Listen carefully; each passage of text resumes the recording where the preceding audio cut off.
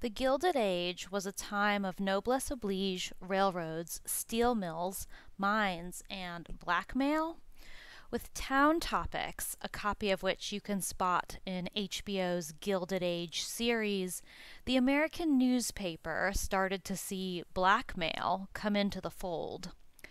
William de Alton Mann, a Union Army colonel turned oil prospector, patent happy entrepreneur for train cars, congressional candidate, and eventually gossip slinging newspaper owner, was the owner of Town Topics, the Journal of Society, a weekly magazine based in New York City, equally loathed, loved, and feared by the moneyed class of the Gilded Age. Under Mann's stewardship, Town Topics became both a trenchant chronicler of the rich and a vehicle for Mann, wealthy but not Vanderbilt or Gould wealthy, to join its ranks. Members of the elite with names like Astor, Morgan, Vanderbilt, Whitney, and Gould paid exorbitant sums with the expectation that Mann would keep their problems noticed by staff or jealous social rivals out of Town Topics. As the colonel himself once bragged, I have cartloads of stories locked up in my safe that would turn New York upside down. Mann was born in Sandusky, Ohio in 1839. He served in the 1st Michigan Cavalry and was elected as its captain in August 1861. He later became the lieutenant colonel of the 5th Michigan Cavalry in 1862. In the late summer of 1862, he raised and organized the 7th Michigan Cavalry and was promoted to its colonel in February 1863. He fought at Gettysburg under Custer. Following the war, he was a member of the Military Order of the Loyal Legion of the United States. After the Civil War, he lived in Mobile, Alabama, where he pioneered developments in the manufacture of cottonseed oil, which at the time was used as an engine lubricant and now is in many American processed foods. Mann ran for U.S. Congress as a Democrat and received a majority of votes, but never took his seat because supposedly the federal authorities denied him a certificate. In 1871, he moved to New York City, where he developed Mann's boudoir car, a railroad sleeping car. He went to Europe and spent many years promoting the car, which was eventually sold to the Pullman Company after Mann fell into debt. Mann then became the publisher of the Mobile Register, as well as several popular magazines in the New York City, New Jersey area, including The Smart Set and Town Topics, which was owned in part by his brother Eugene at the time. Town Topics started as a theatrical magazine. It had began some years earlier as The American Queen, edited by Lewis Keller, the founder of the Social Register, and dedicated to art, music, literature, and society. But under Mann, it ripened into a scandal sheet. The main method it used to avoid liability was to print an innocuous article with the name of the individual on which it had a piece of hot gossip. On the other side of the page was a blind piece going into a scandal without the name of the person involved. By running the article giving identification and the scandal separately, it was possible for Mann to avoid liability for extortion, libel, and slander. But readers could simply flip the page and play Match the Story to get the full picture. Mann became the primary owner of the paper in 1891. The Manns never wrote for the paper and simply owned it. The writing and its blackmailed sources came from the editor, Jew Zinn Gold, who would die in 1923 after potentially passing the secrets in Mann's safe to other New York publications. In 1906, the New York Times noted Mann received what he described as loans from a number of millionaires, including $25,000 from William K. Vanderbilt. These were a mixture of loans, purchases in Town Topic subscriptions, advertising, and purchases of Town Topic shares in exchange for silence. Mann's office included a list of untouchables, those who were not to be written about. Town Topic's articles have some proven accuracy. For example, its February 1922 edition included the news of the upcoming marriage of Cornelius Vanderbilt Whitney, which did take place in 1923 to Marie Norton. Colonel Mann's standing order at Delmonico's, which you can learn about on the Gilded Age playlist on this channel, was 6 mutton chops, boiled yams, 2 heads of lettuce, hot biscuits, a quarter of chocolate cake, and 2 bottles of champagne. In 1864, he married for the second time Mary E. Marks, who lived from 1841 through 1899. She was a daughter of Samuel Abram Headley Marks. Mann was also the father of Emma Mann, who married Harold R. Vine, a son of Charles Vine of Carlisle, England, in 1896. Their marriage didn't last long, despite being married in lovely DeLand, Florida, where Mann seems to have had a summer home. Harold and Emma Mann divorced after about a year in 1897. She remarried former New York State Senator Albert Ray in Bennington, Vermont, and was potentially his second wife, since his first wife divorced him in 1905. Ray had 4 children, and it's not known whether these were Emma's children or were his other wife, Jessie Ann's children. Charles Vine, a newspaperman, died in Cook County, Illinois in September 1903. A Baltimore newspaper, notable because the Mann family had Baltimore connections, carried the following article just 2 days before Vine's death, an eerie premonition and a taste of some of the bitter gossip medicine Mann's son-in-law experienced. Harold Vine's mind is gone, novelist, poet, and once editor of Town Topics, for years an odd figure in the bohemian life of Chicago, now strapped to a bed in an asylum, was married 3 times, 2 wives secured divorces, one the daughter of proprietor of Town Topics, 3rd wife attends insanity trial. Special to the American, Chicago, Illinois, September 10th, 1903. Harold Richard Vine, newspaperman, novelist, minor poet, once editor of Town Topics, and a queer figure in Chicago bohemian life, was declared insane today at the detention hospital court and was committed to the Dunning Asylum. This unhappy event comes as the climax of a month's suffering in the county hospital. Mr. Vine was taken to the institution in a delirious condition. It was necessary to strap him to his bed, and in that condition he was kept most of the time afterwards. For some months Mr. Vine's employers, the proprietors of the Inter-Ocean, for which paper during the past 2 years he had been writing society gossip under the pseudonym of Willie Beerborn, observed he was becoming erratic, and he had been away from his duties a good deal. Mrs. Vine, the 3rd wife, came from Muscatine to attend the insanity trial, and was present in court when Dr. Hunter gave evidence that resulted in commitment. Mr. Vine's exploits as a writer, a litigant, a lover, and a duelist caused him much notoriety in Chicago and other cities. He was continually in hot water, and his escapades filled many columns of the newspapers. Vine was born in England about 40 years ago. Little is known of his family, except he has a sister, Nora Vine, who is a novelist in England and has some reputation. Young Vine went to Canada when he was 14 years old, and later became a clerk in Chicago. Then he was a reporter on the Chicago News and made private secretary to Melville E. Stone.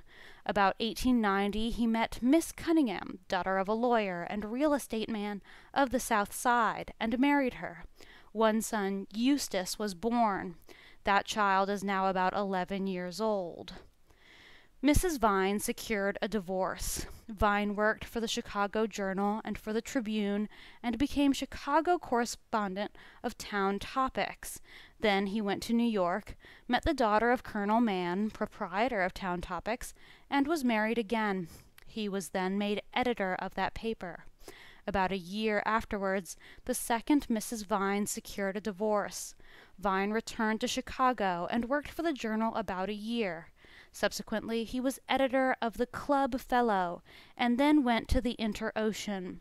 Mr. Vine last attracted public attention in October 1902 when he surprised friends by marrying Ann Bishop of Muscatine, Iowa, a young girl. Colonel Mann's New York residence was the 5-story 302 West 72nd Street in Manhattan. He also owned a private island in the Adirondacks. It is always interesting to see the so-called robber barons of America, as bad as they supposedly were, refusing to leave America or live anywhere else other than the United States, where they used American labor, bought American homes, and paid American taxes. Mann died at his country home, 156 Madison Avenue in Morristown, New Jersey, in May 1920, from complications from influenza. He was buried at Woodland Cemetery in the Bronx. His estate was divided amongst family and friends, but led to a number of lawsuits. He has been given credit for the invention of the so-called blind item. Mann was very much a Yankee, but Emily Post was a Southern woman. Here is a reveal of how Town Topics operated, as described in the book Emily Post by Laura Claridge. William de Alton Mann, publisher of the gossip sheet Town Topics. Mann already embarked on his summer's vacation abroad and left his business in the hands of Charles H. Alley, his second in command. The officious Alley suggested he and Edwin Post, Emily Post's husband, meet soon. On June 25, 1905, Alley visited Post, who was unceremoniously instructed to ante up the cash or be exposed to his scandal of cheating on his wife. Town Topics was about to go public with some juicy news. Luckily, Colonel Mann left instructions to suppress the gossip if Post subscribed to a vanity book to be printed sometime in the distant future. $500 would neatly cover the costs for Post's copy. He should be grateful. Alley added, some other men, much more important than stockbroker Post, had been taxed a far greater amount for the same project. Thus it was that Edwin Post joined the Gilded Age prey, a group of select men and several women, stalked by the redoubtable publisher. Colonel Mann abhorred what he considered the duplicity of society. He took immense satisfaction in supplementing his own income at the expense of a careless millionaire's degeneracy. The jovial Civil War hero, a suave, condescending, robust Santa Claus, mixed in his complicated person two sometimes contrary impulses. He was a true believer. No sloppy grammar or careless vernacular would be published under his masthead. But he was also a cynical extortionist, impatient with public figures so inane they discarded their private lives for a night of supposed pleasure. This hypocritical reformer had become an object of dread among the city's most prominent citizens, J.P. Morgan, Andrew Carnegie, William K. Vanderbilt, and William C. Whitney. His method was simple: hire aggrieved servants, disgruntled friends, or a furious spouse to spy on suspects. Then bully those miscreants into paying for a subscription to a mostly phantom, wildly expensive, illustrated book about leaders of society. Various prices were assessed for each victim, with an eye to what the sinner could afford. What could be easier than such a scam in the shadow of the Victorian mores that still darkened the resplendent Gilded Age? Money and fevered morality, a glorious mix for a con artist with ethics like Mann's. Pleading a shortage of money, Edwin bought some time to consider his options. 2 days later, Ale came looking for him again. The wayward husband bargained with Mann's representative. "Give me a little more time and I'll get you the money," he pleaded, adding, "Please don't publish the article on Friday." Now the truth becomes a matter of conjecture. The official line, constructed by Emily Post years later, maintained the victim was able to procure the $500 fee, which was about $5,000 in today's terms. Before divulging the news to his wife, Edwin first sought advice from the couple's mutual ally, prominent society lawyer Phoenix Ingram, whom Edwin knew to be smitten with his wife. Predictably, their friend insisted she be brought into the discussion for better or for worse, whereupon Emily supposedly immediately agreed to help bring down this corrupt operation that had netted so many of their friends and social equals. There was no questions. The Post should not pay off the bribe. Usually, blackmailers just get more and more greedy. The prospect of a public spectacle, with her husband its sacrificial lamb, and she herself the object of gossip, failed to discourage the decorous Emily Price Post. Throughout the years, Emily would contend the couple's private discussions centered on Edwin's lack of money, as well as their mutual determination to end this insidious blackmail. But this explanation allows Emily to displace her husband's real weakness, his inability or his unwillingness to protect his wife from scandal and stop cheating on her with chorus girls. The week following July 11th, 1905, both the New York Times and the New York Tribune sustained a running commentary on the sting. "Stockbrokers' way of dealing with bribe offer," trumpeted the Tribune's front page. Edwin Post was a partner in a brokerage firm and lived in the summers with his wife and children in their cottage in Tuxedo Park, which is now known as the Emily Post Cottage. Post's action in the case was taken on the advice of Mrs. Post, the paper said. The Baltimore Sun, Emily's hometown paper, ran a short front-page article on the affair, failing to mention the betrayed wife was the daughter of their famous homegrown architect, Bruce Price, whom till then the city proudly claimed as its own any chance it got. Edwin Post was finally at the center of Emily's life, and she never forgave him. In her 1965 book, The Man Who Robbed the Robber Barons, Andy Logan describes Mann as the ranking blackmailer of American society.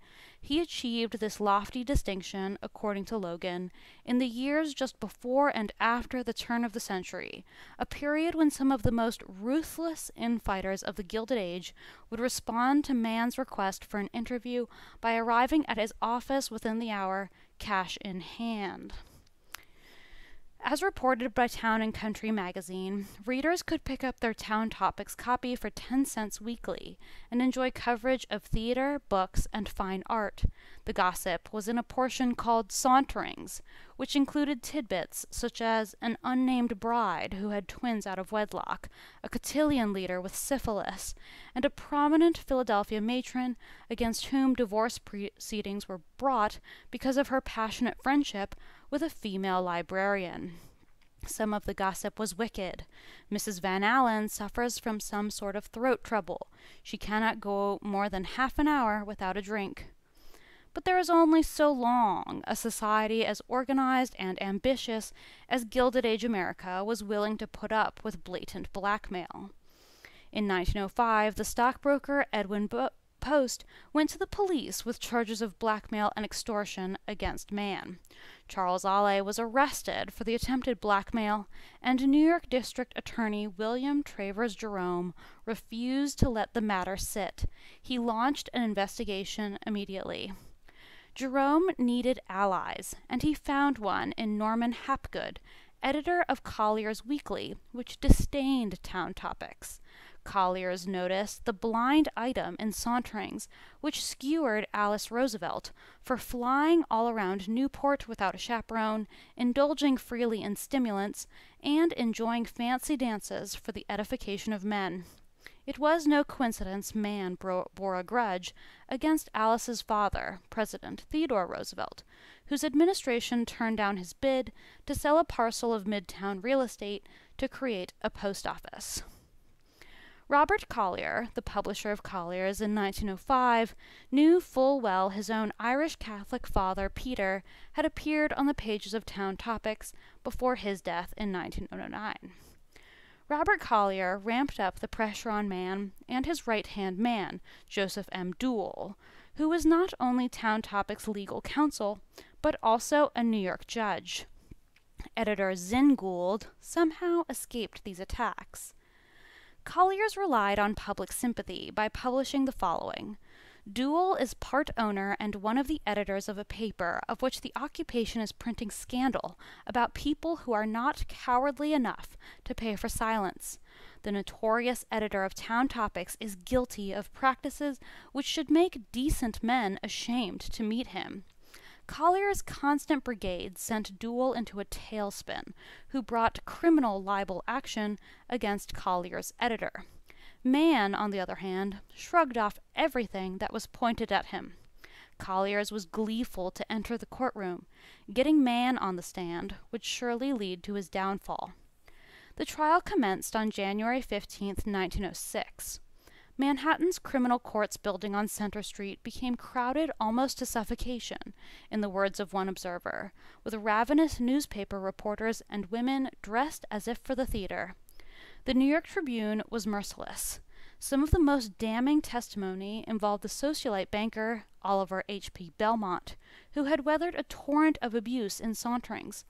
"Did you ever ask Mr. Belmont to take stock in Town Topics?" Jerome asked. "I have no recollection of it," Mann replied. Oliver H.P. Belmont, whose daughter, Natica, mysteriously died, is something you can learn about on this channel. When Belmont was called to the stand, he described a request to purchase $5,000 worth of Town Topics stock, which he refused. He then identified a letter he received from Mann, which was read aloud. "If you do not care to take the shares to the extent I desired, could you not lend me a little money, say $2,000 a month? I need scarcely say I will be most grateful." In the end, Mann was forced to concede he received unsecured loans, most never repaid, from many rich men. In addition to the $90,000 from James R. Keene, he received $1,000 from William Whitney, $2,500 from J.P. Morgan, $7,000 from Howard and George Gould, $10,000 from Charles M. Schwab, and $25,000 from William K. Vanderbilt. Meanwhile, former Town Topics staffers testified Mann kept a list of persons who were immune from criticism. If Mann hadn't taken the money, what could we have learned about these people that may have helped us today? Collier's editor, who was on trial after all, not Mann, was acquitted of libel. But Mann was subsequently prosecuted for perjury based on what he said on the stand. A jury found him not guilty, but the damage was done. The messy affair emboldened those maligned in Mann's pages. They could sue too. Libel lawsuits flowed, which resulted in a softening of the blows delivered by Saunterings, which rambled along until 1937. Town Topics survived 17 years longer than Mann, who died at his home in Morristown, New Jersey, in May 1920, felled by complications from the flu. His empire scattered to the winds, his homes demolished or rebuilt beyond recognition, Mann's name remains one for the history books.